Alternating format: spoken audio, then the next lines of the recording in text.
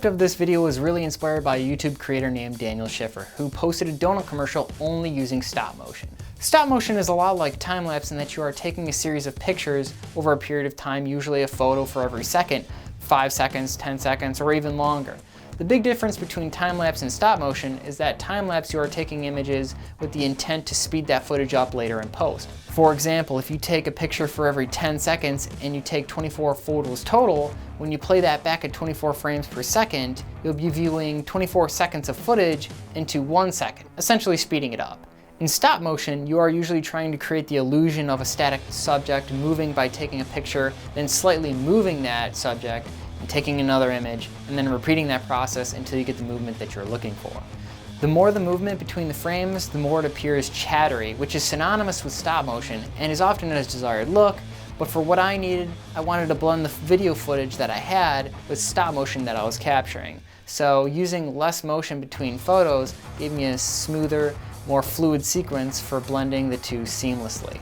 Using a yellow seamless paper backdrop from Savage and 2 Godox lights and softboxes just a few feet away was pretty straightforward and fun. However, the camera setups were a bit trickier, having it set up on a C-stand with a gobo arm, screwing the camera into a 1/2 inch to a 3/8 adapter.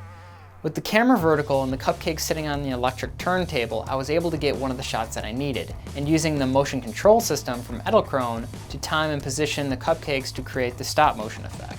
Dealing with Cupcakes had its own set of issues, being the fact that they're fresh baked goods, they are very fragile, and just getting them out of the box was a little tricky because I didn't want to squish them, or even worse, if they were to rub off on each other if they just made the slightest bit of contact.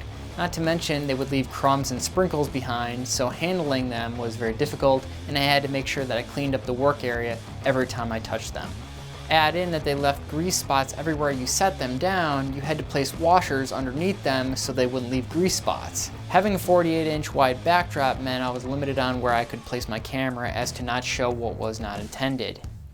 And recording the time-lapse, I ran out of battery 3/4 of the way through, and changing the battery meant losing all that footage I captured to that point because I had to remove the camera from the motion control system and recalibrate it. And taking that also took many passes and trials to get that even right. But by far the most fun and memorable part was when I was taking the camera from the C-stand and I wasn't paying attention, dropping the camera and having the lens break the fall on the corner of the table. So now my 50mm prime lens has a bit more character and it binds up a little bit when I'm doing focusing throws.